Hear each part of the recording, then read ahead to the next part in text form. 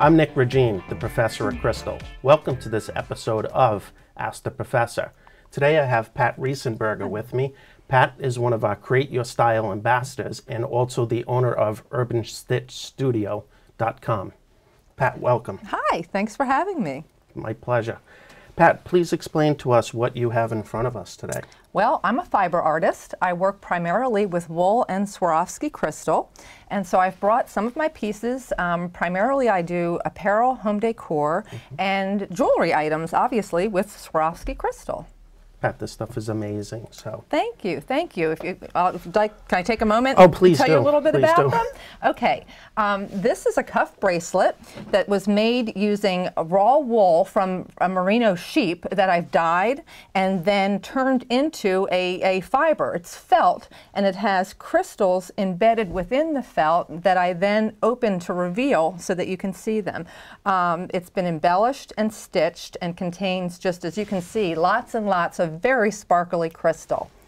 So now we have our work surface set up and we're going to switch places. I'm going to be the professor. Nice. And we're going to learn how to embed a Swarovski crystal into some wool and turn it into a pendant. So we'll learn a little bit about embellishment techniques as well as wet felting today. Cool. Okay? All right, so what I'm going to give, what you're working on is a piece of, it looks like bubble wrap. It's actually a solar panel that goes on a pool and heats up the pool during the cooler months. I buy it and cut it up into little pieces, but bubble wrap would work equally well for this task. Today we're going to be working with merino wool, which is one of the softest wools that's commercially available, and it's certainly much cheaper than cashmere. So it's my preferred wool. The jewelry that I make, the clothes that I make are going to be directly against my skin, so I want them to be as soft as possible. So for me, I'm willing to pay a little extra for the fine merino wool. What I'd like for you to do is pull down and separate your wool so that we're working with a more manageable size. Just keep on pulling. You got it. Okay. The staple length, or the hair length of the fiber, is about 2 to 3, 4 inches. And so if I try to separate the wool by pulling very close together, I won't be able to. Okay. So when I'm working with wool, what I like to do is put down a bit and then separate it naturally and easily. This is called shingling. So I've got my bed and I'm going to lay the stone right in the middle of it. Perfect. All right. So now what we want to do is lay a little more fiber on top.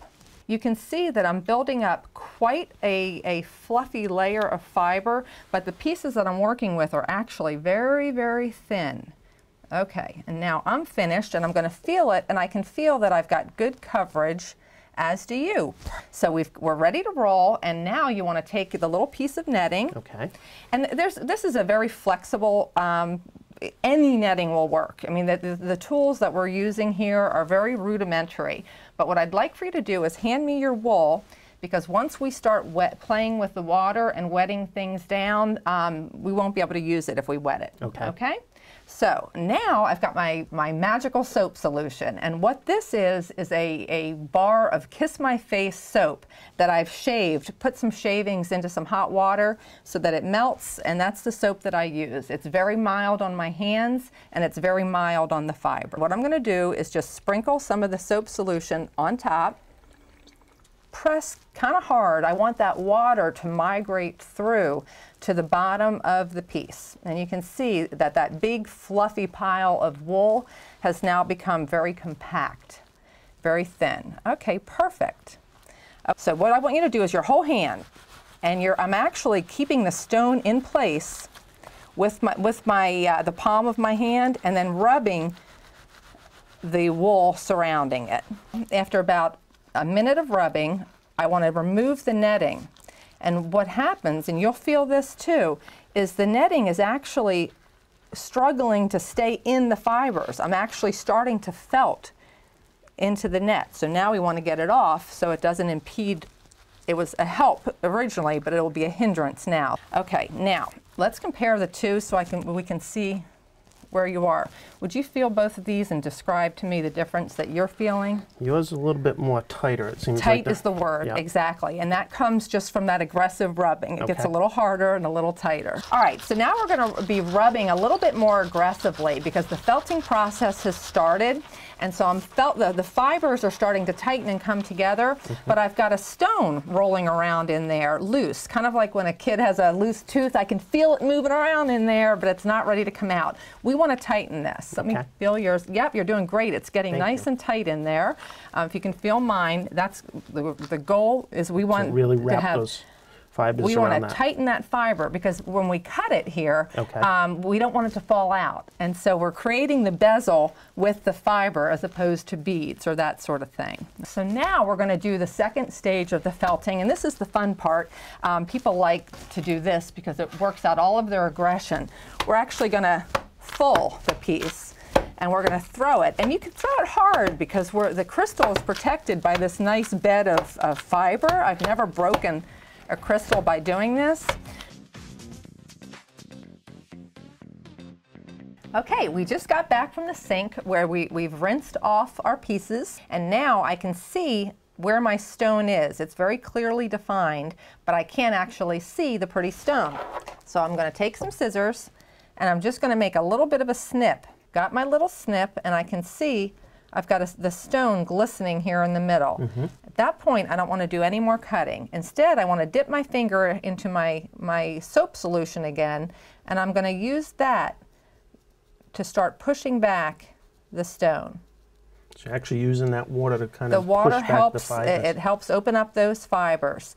And this stone is a teardrop shape, and I feel around to see where my point is. My point is way up here. So I don't know if it's easy to catch on the camera, but here's the end of my stone, right here. So I've got a lot of room to continue to expand because I want to reveal as much of that pretty sparkle as I can. I'll use the scissors very, very sparingly because if I cut too much, the stone falls out and then we have to start all over again. What I like to do is leave a bit of a frame about 1/8 of an inch so that the crystal does not pop through the hole that I've created. And what I like to see, and I use this as my gauge on how much to keep pulling and opening up, is you see the beautiful facets of the crystal coming out. And I like to get as much of that showing as possible. Once I'm satisfied that I have enough of the stone showing that I can see where I want to go, and to make it easier to see, if I fold back the fiber, you can see that I have a nice frame all the way around this crystal. I can probably reveal a little more stone at the top, and then it's time to decide what kind of a shape I want to create. In this pendant, I used, I believe, a 1201 round stone, but it lends itself to a nice teardrop pendant, and certainly the teardrop stone is even better in that regard. So what I'm going to do is take my scissors and just start roughly cutting the shape that I want to use for my pendant. And I'm leaving a lot of negative space here because that's where I'll add some crystal sew-on stones and beads to really bling this puppy out.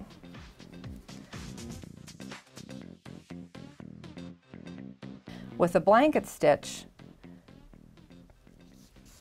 I'm simply creating a little border around my piece. All right, so I now have the piece, the crystal has a nice little border of blanket stitch. And what I like about this stitch is that it's kind of folksy and homey, which is such a juxtaposition with this beautiful, classy Swarovski crystal.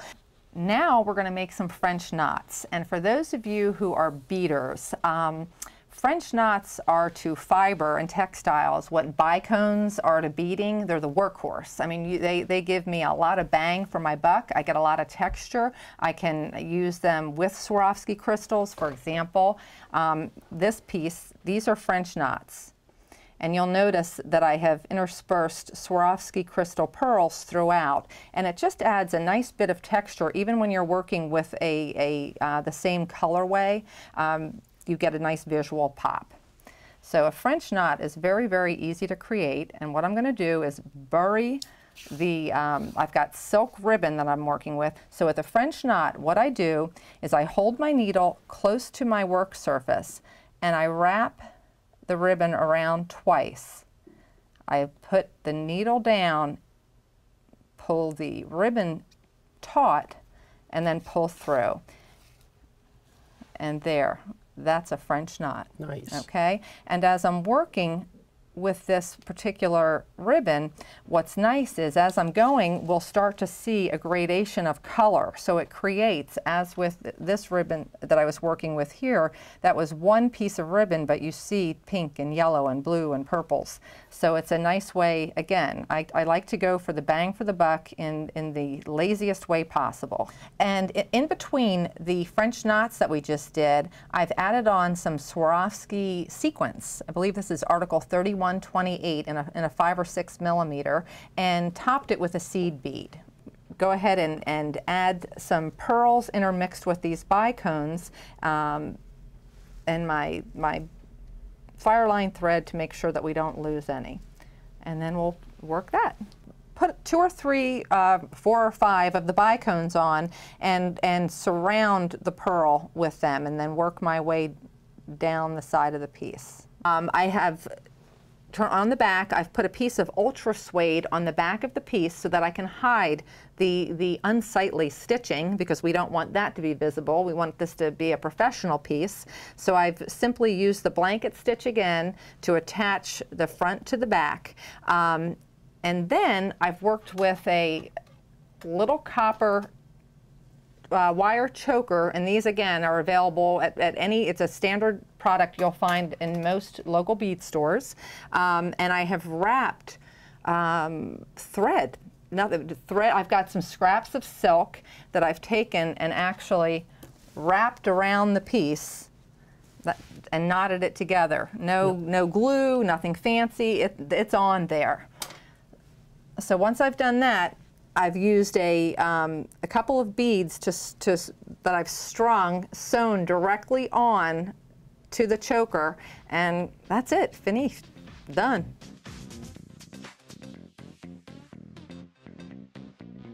I'd like to take this opportunity to say thank you to Pat Riesenburger. Thank you. Pat, thank you so much for showing our customers this, and you truly are the professor when it comes to felting. So.